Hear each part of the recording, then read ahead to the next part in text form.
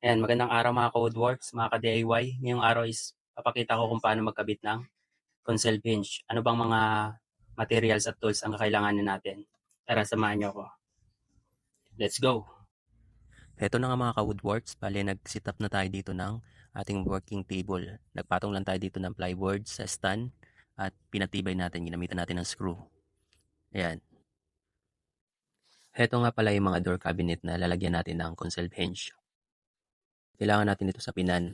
Ginamitan ko nga pala ito ng lumang tarpaulin para hindi magasgas yung ipapatong natin na laminated plywood. Heto na rin ang mga materials at tools na kailangan natin. Lalo na itong rechargeable drill. Kailangan talaga natin to para mapabilis ang ating pagtatrabaho. At iba pa tulad ng clamp, martilyo, masking tape, eskwala at marking pin. At syempre yung concealed hinge na ikakabit natin.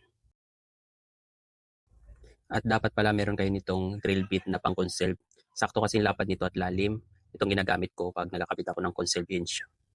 At dito natin ibabala yan sa ating electric drill. At hindi rin pahuli yung ating wood marker. Yan yung kahoy na nakikita nyo na may pako. Heto na, lalagyan muna natin ng masking tape yung side na pagbubutasan natin para hindi tayo nalilito. Instead na sulatan natin direct sa plywood, masking tape yung gagamitin natin. Next, ay gamitan natin ng eskwala at ang sukat ay 3.5 inches. Babataas, yan, parehas lang yan. Dito ay gumamit na tayo ng clamp para hindi ito gumalaw kapag magbubutas na tayo. At sapinan din natin ng karton para hindi magasgas yung ating laminated. At ito nakaset na yung ating wooden marker sa sukat na pang concealed. Ayan, butasan muna natin ng pako para hindi mawala yung sa center yung ating drill bit.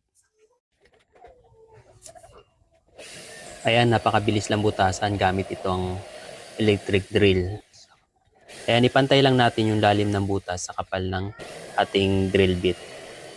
Ayan, mag-iwan lang kayo ng 1/8 sa gilid. Ayan, kapag wala kayong blower, kahit brass, okay na ito, pantanggal ng mga kalat dito sa paligid.